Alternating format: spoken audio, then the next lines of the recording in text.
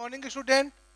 सत्यम public school Ranoli की online classes में आज हम कक्षा 12 जीव विज्ञान के नए सिलेबस के बारे में चर्चा करेंगे जो एनसीईआरटी ने जारी किया है। आपके बुक एनसीईआरटी की आई है, उसमें आपकी कितनी इकाइयां हैं और उन इकाइयों में कितने चैप्टर हैं उनका विस्तृत अध्ययन करेंगे। सबसे पहले बात करते हैं यूनिट फर्स्ट की। इकाई फर्स्ट जो है उसका नाम है जनन, रिप्रोडक्शन। पहली इकाई आपके जनन दी है जिसके अंदर आपको 4 चैप्टर दिए गए हैं। पहले चैप्टर का नाम है जीवों में जनन, जीवों में जनन। दूसरा जो चैप्टर है इस इकाई का वो है पुष्पी पादपों में, पुष्पी पादपों में लैंगिक जनन, लैंगिक जनन। तीसरा चैप्टर इसमें दिया है वो है मानव जनन और चौथा चैप्टर है वो है जनन स्वास्थ्य, जनन स्वास्थ्य। ये पहली इकाई है जनन की, रिप्रोडक्शन की पहली इकाई है जिसमें आपको 4 चैप्टरों का अध्ययन करना पड़ेगा। पहला है जीवों में जनन, दूसरा है पुष्पी पादपों में लैंगिक जनन, तीसरा है मानव जनन और चौथा है जनन स्वास्थ्य। इसके अंदर पहले चैप्टर के अंदर हम हाइड्रा है, अमीबा है, इनके अंदर जनन की चर्चा करेंगे।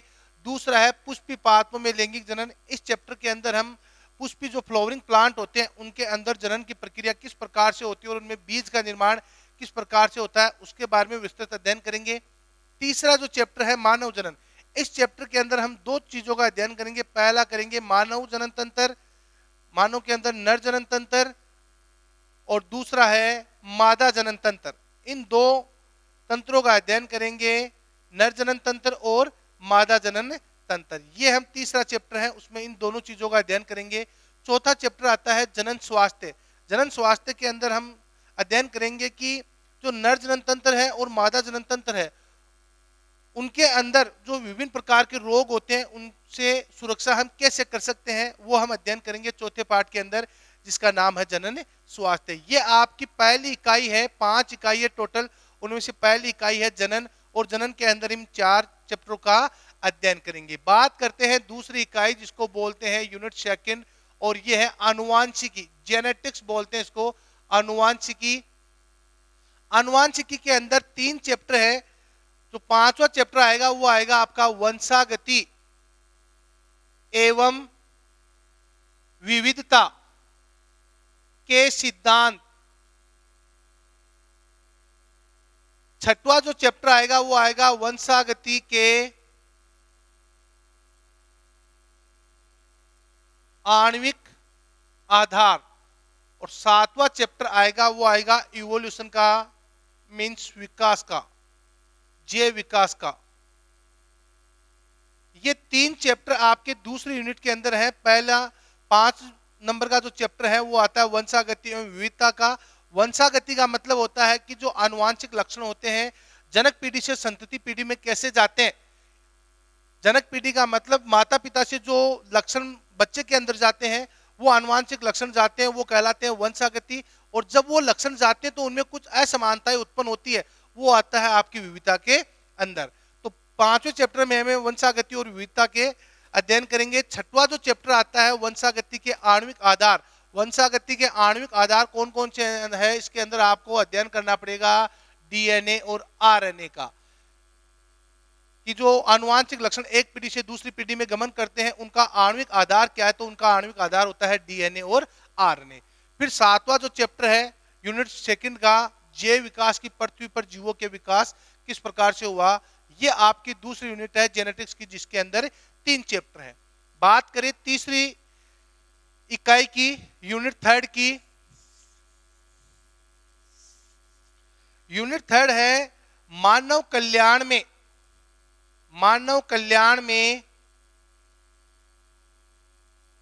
जीव विज्ञान की, जीव विज्ञान होती है, बायोलॉजी होती है, वो मानव में कैसे कैसे कार्य करती है। इसका पहला जो चैप्टर है वो आता है मानव स्वास्थ्य एवं रोग, मानव स्वास्थ्य एवं रोग। जीवों के अंदर, मानव के अंदर कौन कौन से रोग होते हैं और किस प्रकार से रोग होते हैं। फॉर एग्जाम्पल रोग होते हैं वो हमारे विषाणु से भी होते हैं, वायरस से भी होते हैं, जीवाणु से भी होते हैं। इन सभी रोगों का अध्ययन हम करेंगे 8वें पार्ट के अंदर, जिसका नाम है मानव स्वास्थ्य एवं रोग। नौवां जो पार्ट है वो आता है इसके अंदर खाद्य उत्पादन में वृद्धि। खाद्य उत्पादनों के अंदर जो हम खाने वाली चीजें होती हैं उनके अंदर वृद्धि किस प्रकार से कर सकते हैं वो हम 9वें पार्ट में अध्ययन करेंगे। और 10वां पार्ट आता है मानव कल्याण में जीव विज्ञान। मानव कल्याण में जीव विज्ञान के सूक्ष्म जीव,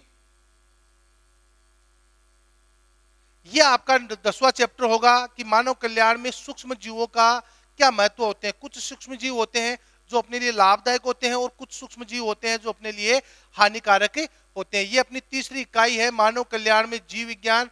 उसका पहला चैप्टर है मानव स्वास्थ्य एवं रोग है, दूसरा है खाद्य उत्पादन में वृद्धि और तीसरा है मानव कल्याण में सूक्ष्म जीव किस प्रकार से कार्य करते हैं। ये अपनी तीसरी इकाई है। चौथी इकाई की बात करें तो वो आती है जेनेटिक बायोटेक्नोलॉजी की। चौथी इकाई है वो है जैव प्रौद्योगिकी बायोटेक्नोलॉजी। यूनिट जो 4 आएगी वो आएगी बायोटेक्नोलॉजी। टेक्नोलॉजी जैव प्रौद्योगिकी नाम है इसका।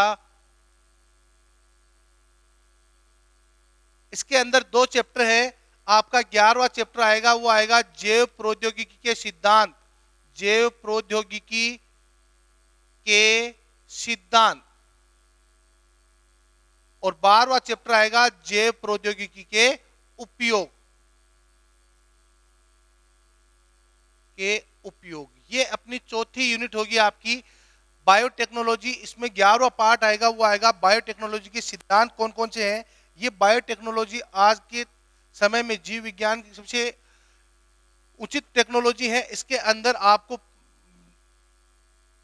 बायोटेक्नोलॉजी के अंदर आपको पढ़ने को मिलेगा PCR polymerase chain reaction, DNA fingerprinting, ये किस प्रकार से होती है ये हमें सभी